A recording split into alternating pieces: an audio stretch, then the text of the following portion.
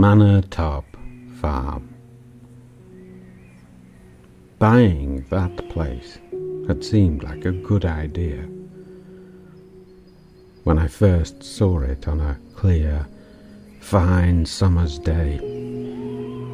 The wild, empty moors, the isolation and rugged desolation of the place appealed to me.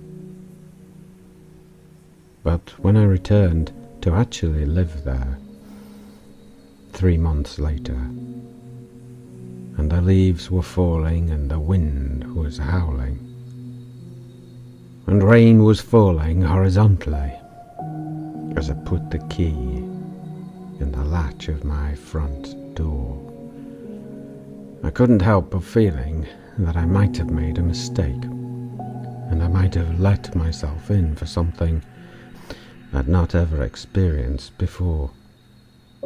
My life up to that point had been predictable. An education, a job I sought out because that's what you're supposed to do. And then a relationship that didn't work out, and another that was equally unfulfilling. And then I realized that my life as it was didn't interest me, and the money I'd managed to put aside I used to begin a new life. I threw the old one away and found an entirely new job in a new town some 20 miles from where I intended to live, some 20 miles from Mantop. But living alone on the moors, as I said, had seemed a good idea when the sun was shining. But as I moved my furniture into that dark Edwardian manor house, it dawned on me that cold winter nights, when the power went off and the snow was falling, might be a little bit lonely. But then that's what life's about, isn't it? Experiences. New experiences. Doing things you've never done before. I'd travelled. I'd seen the world. Been in tight scrapes and bad situations. And I've been surrounded by people my entire life, living the city life. So that twinge of trepidation I felt at embracing a more solitary existence sort of made me laugh at myself a little. We fear isolation, but in many ways it is a foolish fear, or so I thought. My first few days at Mantop were uneventful. My furniture arrived. I did some decorating. Various workmen were involved in renovations, but after a couple of weeks of settling in, those tradesmen disappeared, and for the first time I was able to truly appreciate what a beautiful place it was. A property of extreme character, traditional in every sense. You could imagine people, many families, having lived there, raised kids there, been happy, well, I assume. But eventually the stillness of the place took me over. The first night I was there, I spent most of the evening on what laughingly passed as the internet, a broadband connection that crawled along. It was a connection with the outside world, that I appreciated. Strangely, it's that odd contradiction of wanting to embrace isolation, and when you get it, you don't want it. You cling to contact and humanity. But eventually I had to go to bed. And the nights were an amplified version of the isolation you feel in this city. And you become acutely aware you haven't got a girlfriend or a wife or whatever. A dog or a cat would have been nice, but with the work I then did, there was an element of travel, and so even that solace was denied me. And then fall, autumn, drifted to winter, and the house seemed to get bigger as the nights got longer. 5 great bedrooms, and I used only the corner of one. And downstairs a dining room, a study, and some great room that had at some time maybe been a billiards room, a living room, and a vast old kitchen with all the trappings that you imagine would have been once used in a house that maybe had servants, but now just had me. And I eventually found that most of the house was out of bounds to me. I moved between the kitchen and the living room and my bedroom, and all the other doors stayed closed. 6 weeks passed from when I moved in, and now a typical English winter had fallen on the moor. Almost every other day a light covering of snow fell, and some nights great deluges or great storms would come and lash the window as if someone was throwing buckets of water at them. And you look out, but all you can see is your own reflection and the little drops of water and darkness. No lights, no neighbours. Mantop sat alone, the nearest people a good mile away. It was like the last bastion, the last outpost of humanity. And beyond it, into the darkness, lay bogs and peat marshes, cold stone walls, and paths that led serpent-like across the landscape, that on a fine day idling walkers would amble along, but on a cold winter's night only a fool ventured out onto. And so there I was, living the life, and strangely it made me realize everything I didn't have, everything I missed. And then Mantop began to speak to me. The first thing that happened was when I was sat alone in silence, filling in some details for work. When upstairs I could clearly hear a door open. I froze, I have to say, as my first thought was that there was someone in the house, and with that pit of stomach trepidation, I actually went up the stairs to investigate, kitchen knife in hand. But there was nothing there. All the doors were shut, and I did actually investigate each room and each wardrobe and under each bed, but there was nothing. And I told myself I'd imagined it, that it was just a creak of the house, of which, I have to say, there was many. Old piping that banged, floorboards that creaked as they expanded and contracted, And that was it for a few days. No more strange events. Until Saturday night. I'd actually been out with a few friends from my new workplace.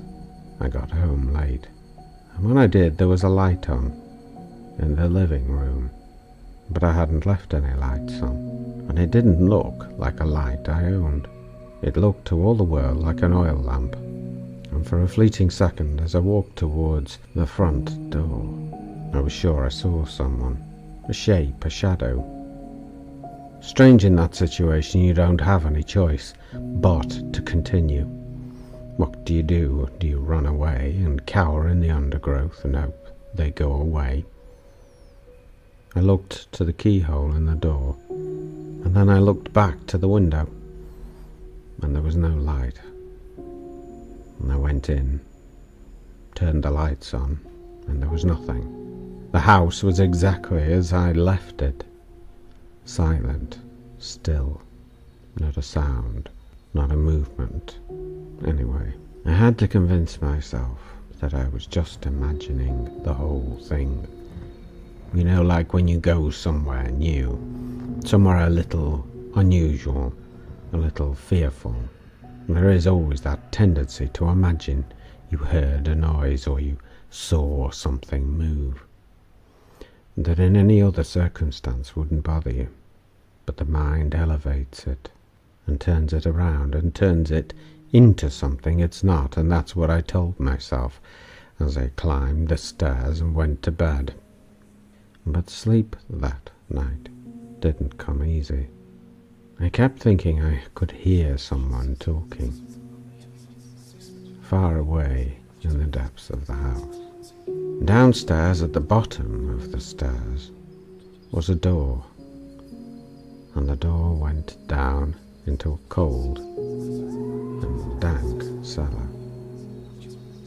And it sounded to all the world like they were down there, and two people talking. It got so convincing. At first you think it's the wind, the faint howl of it. I had to get up and go and find out. I opened the cellar door and looked in, but nothing. Stillness. Strange that stillness should be a thing. But it is, you know, when things are stone still, and even your breath doesn't seem to penetrate that nothing, that closed emptiness. But I couldn't help feeling like someone was watching me. The strangest sensation, something I'd never felt before. But it was there. Someone was watching me. I returned to bed, telling myself not to be so paranoid. And the bedroom seemed to be a creaking, quivering, groaning mess of a place while I was trying to get to sleep. A slightly ridiculous cacophony of little tiny creaks and taps. The attendant wind that I was now getting used to at Mantop, blowing at the windows. The occasional shower of rain in the darkness, lashing the panes of glass. And I lay alone until I eventually went to sleep. In any other circumstances, a night like that would be meaningless. You live in the town, there's a funny noise downstairs, it's whatever. Too many distractions to take it seriously. But the funny thing is, the less distractions you have, the more realistic things like that become. The more it becomes just you and it, and the less you can pretend it's not happening. A few days passed, and Mantop was just like any other house. It was a home I came back to. A silent, still, practical piece of wood and stone and glass and plaster. But all the time I had a sense of unease, a sense that with every day something was watching me more. Whatever it was that was in that cellar, that feeling that I got, seemed to grow. Every hour I was actually in that house. I started to feel happy when I was out, happy when I was at work, which was a slightly strange sensation for me, as although I had a new job, I didn't particularly like it. It was a job of convenience, and here I was, enjoying it more and more because it meant I didn't have to be in the house that I'd wanted to move into. I didn't want my new life, my new liberation, my isolation, but I was committed. I'd taken out a loan. I committed myself to living there, and I wasn't going to be quite so pathetic enough to give up that easily. What, a few little creaks and groans would drive me out? I don't think so. And so I redoubled my commitment to the house. I spent more money on it, retiled the bathroom and renewed the kitchen.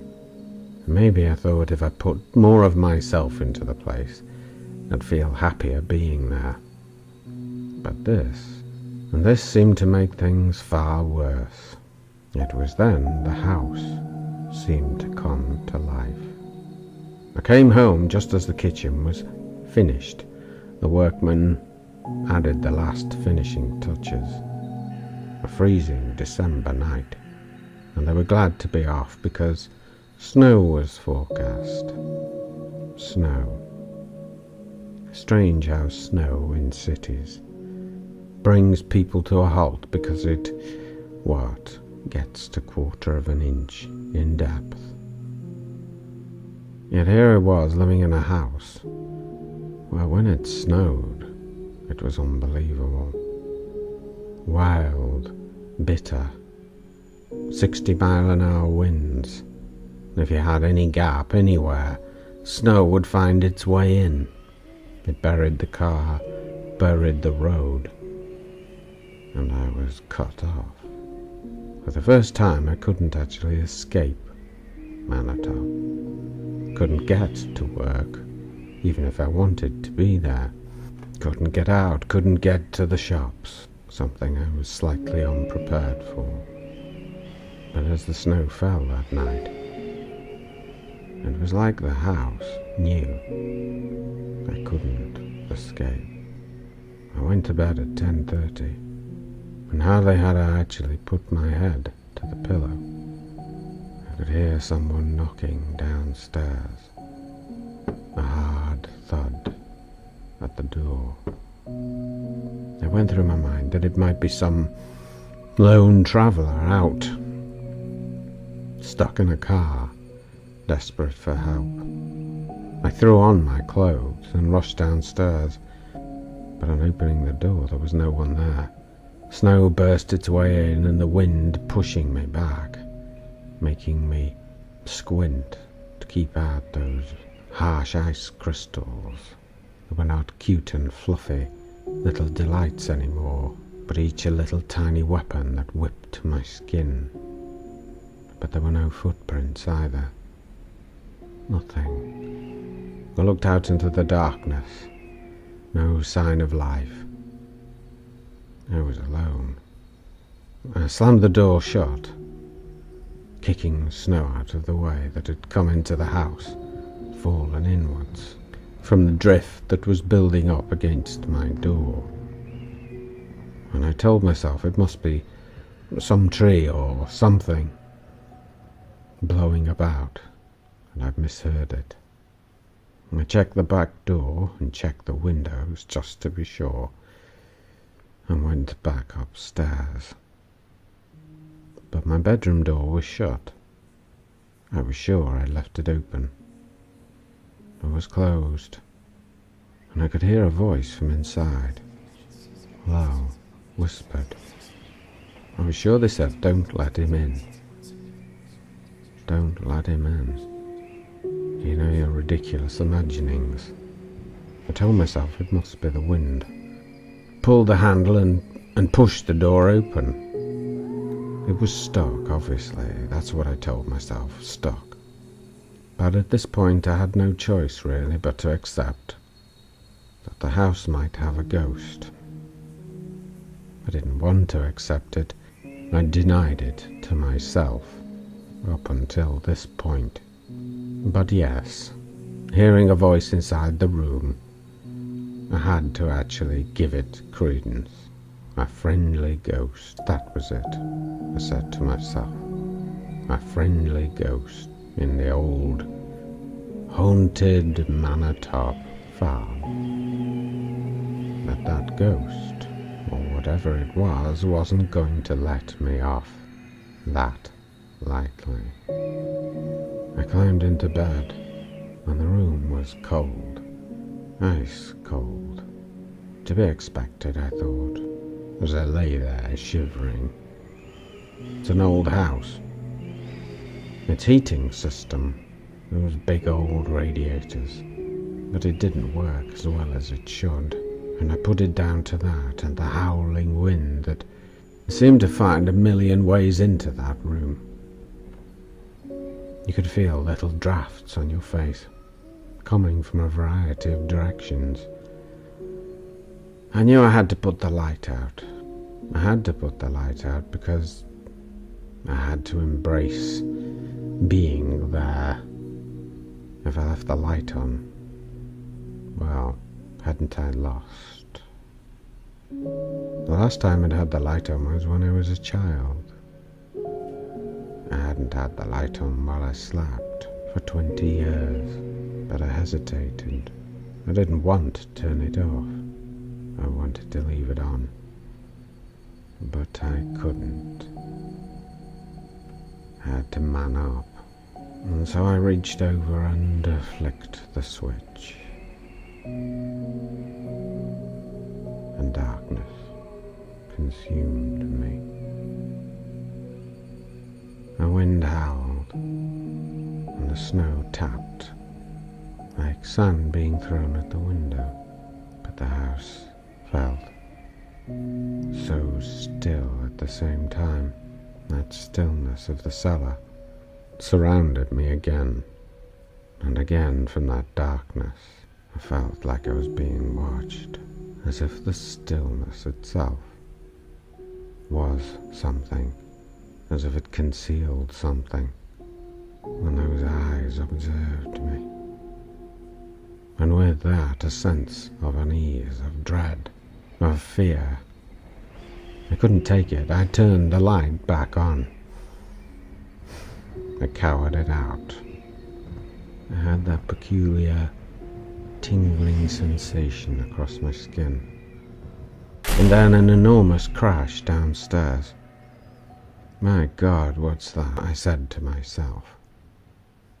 It sounded like something like the cooker had fallen over, or cabinets had fallen off the wall. Some disaster. I jumped to my feet and rushed downstairs. As I looked around frantically, but nothing. Nothing was out of place. Not one thing. I couldn't understand it. How could something be so loud? And yet there was nothing there. Then I heard it. A voice again. Upstairs. I was sure it said go, but I couldn't tell. It was muttered, mumbled, and then a door slammed. My door, my bedroom door, slammed. What the hell was it going to do? Alone, isolated in a house, miles from anywhere.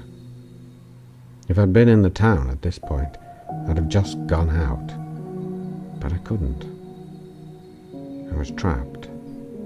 This was something I was going to have to face. But I really didn't want to. I just wanted to flee. Like any sane person would. I ran upstairs. I decided the best course of defense was attack. You know, It could still have been an intruder, but when I got back to my bedroom, it was fairly obvious it wasn't. But I was saying to myself, it had to be the wind. It's the wind. It's a stormy night. It is the wind. I became aware that someone was behind me. I was stood just in the entrance of the room, and I felt like someone was behind me. But I heard a whisper. "We don't want you here," it said. I was sure that's what it said. Too much for me, I'm afraid.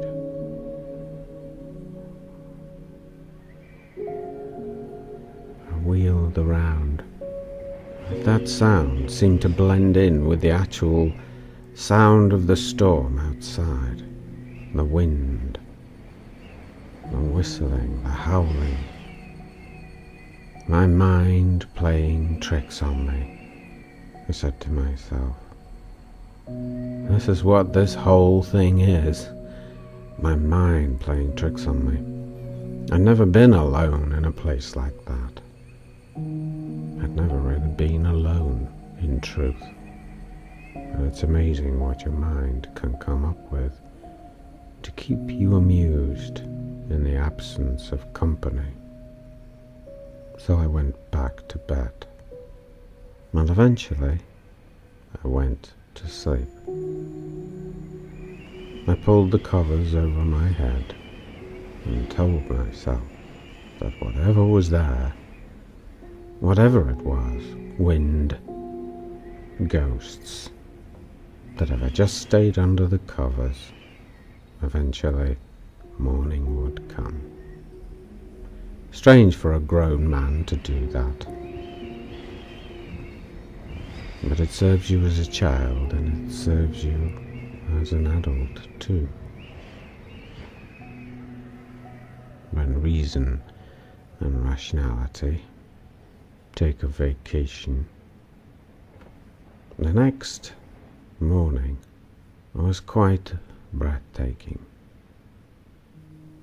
It was exactly what I'd moved to Mantop for.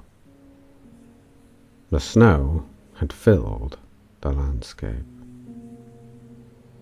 All those dark, unpleasant crevices and mud-filled ruts and hollows had been turned into things of beauty, and the rough, unforgiving moorland suddenly looked like something out of a fairy tale. My car was, of course, buried, and the road that led to Mantop was also buried. And I knew I wouldn't be leaving any time soon, until a thaw came. The idea of shoveling a mile's worth of snow just to get out. It was appealing, but I knew it was beyond me. And so I spent the day in a mixture of walking around and realizing that my phone line had gone down in the night in the storm, and re-engaging myself with the art of reading, having been deprived of the amusements of the internet. I felt as the day progressed that I'd actually almost gone back in time. This is what it was like 40 years ago, I told myself.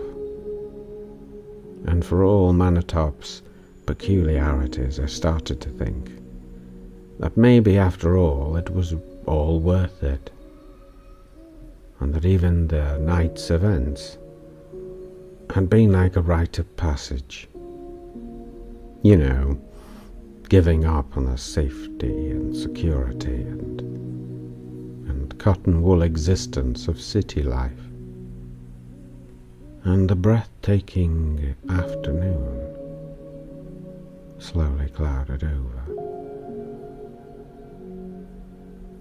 as darkness consumed the landscape once more. I made my evening meal.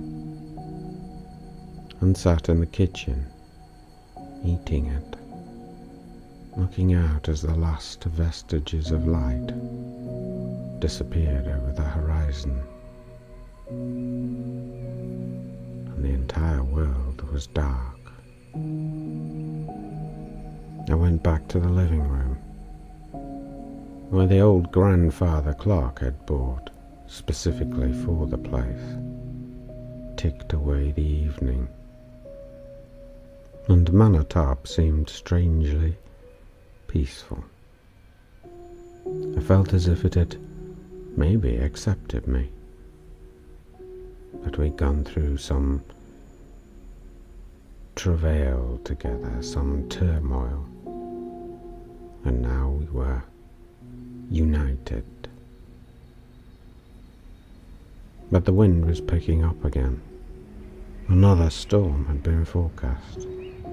Another night of snow. As if one wasn't bad enough, I thought. My baptism of ice was not yet complete. And by about 8 o'clock, it was again a howling gale outside, rattling windows once more, and cold draughts breezing into the room. Even though I had a fire lit, they seemed to find me and chill me. And then, at just before 9, the power went off. I'd been warned when I bought the place that this would happen. It happened every winter, multiple times, so they said, because it was so far away from the main line. The little flimsy cables that dragged along poles across the moor to the various little remote farmhouses couldn't stand the batterings of full-on Atlantic storm as they careered across the landscape. And so I was plunged into semi-darkness. The flickering flames of my wood fire then became the only source of light I had. I knew I had a few candles in the kitchen that I'd bought for just this event, and so I set off, leaving the door open to catch the whatever little light I could take from the fire. I headed off towards the kitchen drawer to retrieve them. But when I got in the kitchen, I saw something that froze me. A face outside, a face at the window, pale, drawn, sunken eyes with dark rings. I couldn't tell who it was, a man, a woman. It was only there fleetingly, pressed up to the glass. I was caught between two emotions, fear and concern. If someone were out there, were they in trouble? If someone were out there, were they insane? I pulled open the drawer and took out the candles. I also had a flashlight. It was in the cupboard beneath that drawer, so I pulled it open and grabbed it, put the flashlight up to the glass and shone it out into the darkness. But the snow was falling so heavy there was virtually nothing to see. I couldn't see more than 5 foot away, the light just reflecting off the snowflakes. What was I supposed to do? Open the door? Open the door to God knows what. If this was friend, they'd knock. If this was loony, well, I grabbed a knife from the drawer. Maybe it was just a swirl of snow, I told myself. That was it. A swirl of snow and the light, the half-light flickering in from the other room. That was all it was. I went back and sat in my chair, poured myself a drink. A sharp, comforting taste of alcohol does a lot to remove your tremors, but it didn't seem to help enough. And when I heard a noise outside in the hallway, whatever benefit I was obtaining from that drink evaporated. Another thud, like someone putting a stick down, a walking stick maybe, or an umbrella. That's what it sounded like they threw it down.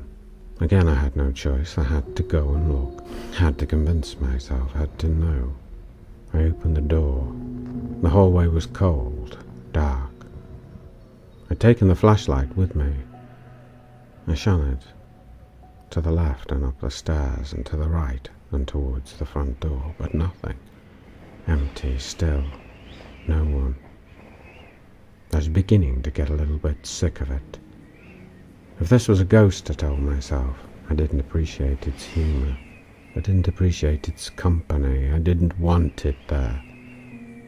Then I heard someone, again, a voice in the dining room.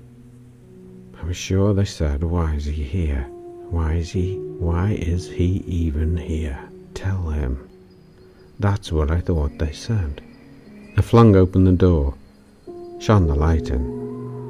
It glinted off the mirror on the far side of the room, and for a split second I thought I saw someone in it. Two figures stood at the end of the table, hunched over as if talking to each other in some secret conversation. But there was no one there. The room was empty. The room was empty, and I was alone. I slammed the door shut, turned the key in the lock, and locked it for the night. That was going to be it. I wasn't going back in that room again. In fact, I wasn't going to go anywhere. I was going to stay in front of the fire and keep it built up all night. I closed the door to the living room behind me and shut the kitchen door that led off that room. The fire was comforting, a solace, a warm glow, a vestige of happiness. Then I heard it. Someone upstairs. This wasn't a joke. I could hear them. I couldn't tell what they were saying, but they were saying something. Was it go? Go? I couldn't tell. That's what this house was, I told myself. It was either haunted or a howling wind tunnel, and the stormy night had just brought out every bad thing about it. Found every hollow, found every crevice. That was it. That was it, I told myself as I sat back down in the comfort of the leather chair that sat by the fire. Howling wind. I poured myself another drink, a large one. Alcohol would release me from this, I thought. Drink enough of it, and I won't care two hoots. I downed it in one, and then a noise from the kitchen. I could hear it, tapping at the back door, and something fell over. Was I going to ignore it? I could ignore it. I could just pour another drink. That was it. I poured another, put it to my lips, and then a voice. The voice of a young girl, a child. I was sure she said, "Help me. Help me." How could I ignore that? It sounded like it was outside the back door. It was faint, hollow, mournful. I couldn't ignore the possibility that someone was outside in the snow. A child. I couldn't live with myself if I didn't go and look, if I didn't investigate. I ran to the kitchen, throwing open the door, stumbling slightly as, too fast a drink took hold. Flashlight in hand, I put it to the glass, shone it out again, ineffectually into the darkness. Snow lashing the window. I was sure I saw someone, fleetingly. A girl dressed in white. I shone the flashlight down at the floor. There were footsteps. Footsteps in the snow. A child's footsteps. Barefoot. Clear. I didn't have any choice. It didn't matter what it was, I had to know. I had to do the right thing. Save them, I had to be the hero. It was in my mind that this could be a ghost, ever present in my mind as I threw my coat on, ever present that I could be imagining this too. Threw on my hat and my boots and unlocked the back door and flung it open. The snow whipped my face and momentarily blinded me until I could put my hand up above my eyes and shield them from the onslaught. I heard her voice. "Help me," it said. "Help me." It seemed far away, but not that far. The little footsteps in the snow, leading off into the darkness. I ventured out, following them, wiping snow off the screen of my flashlight so I could see better. But within 15 seconds it had filled again, and I struggled and stumbled. The snow was deep. It was hard to walk. But I went out, across the yard of Mantop. A gate was open, a wooden gate that led into the field, into one of the fields that surrounded. Those little footsteps leading away. That field led up onto the moor. If she'd gone up there, and she was lost, she would die. On a night like that, I knew that. I called out, and I was sure I could hear a tiny voice call back. I followed. But the footsteps, the further I went, the footsteps seemed to be being obliterated by the storm, the force of the snow, the ferocity of the wind, filling them in. But I was drawn on, went further, higher, up onto the moor, calling out, calling to her. The tiny light from my house disappeared in the darkness. The tiny light from that living room fire was gone.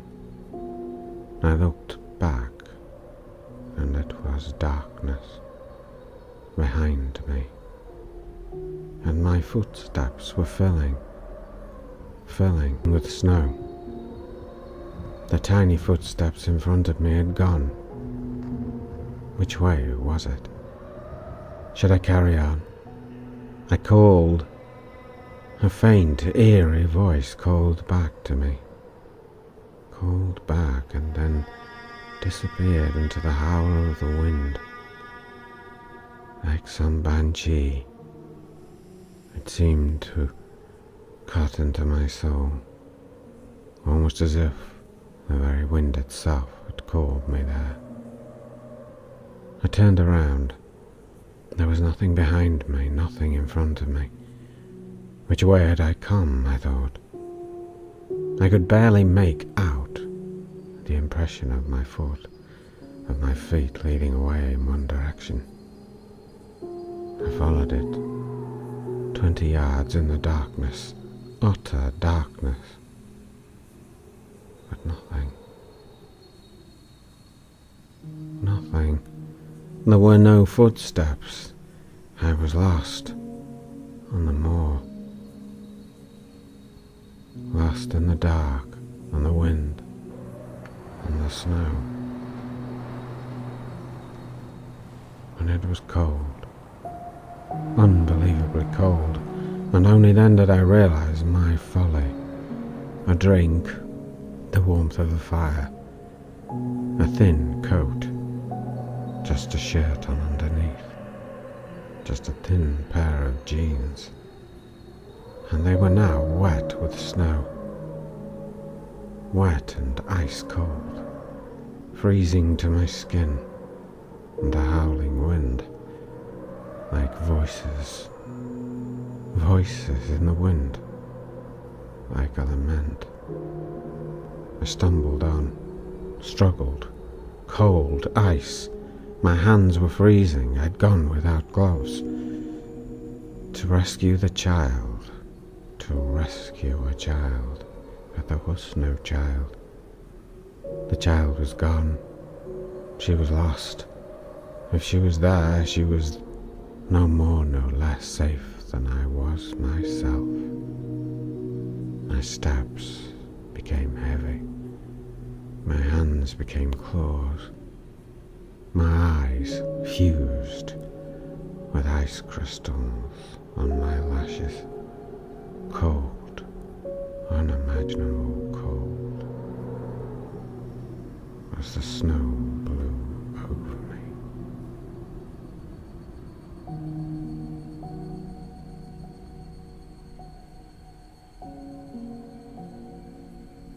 But Mantop Farm is a beautiful place. You can't imagine how beautiful. When spring came and the fields filled with flowers, I would sit in that living room window looking out, and sometimes I'd walk the fields, sometimes even go to the bedroom or down into the cellar and hear the utter silence. And when spring blossom came, I'd walk in the old garden and sometimes up onto the moor when the spring rains were falling. It was beautiful, Mantop, until they moved in.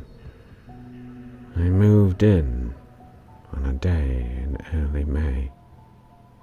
A family, mother and father and 2 children, in my house. What are they doing here? Why are they in my house? My house. And they don't see me. They don't hear me. They walk in my room, sleep in my bedroom, and I want them gone. I want them out. Who are they? They're not welcome. I hate them. Hate everything about them. This is my house. This isn't their house. They'll get rid of them. They'll get them out. They always do. The ones in the cellar. They'll get them. And then they'll be like us.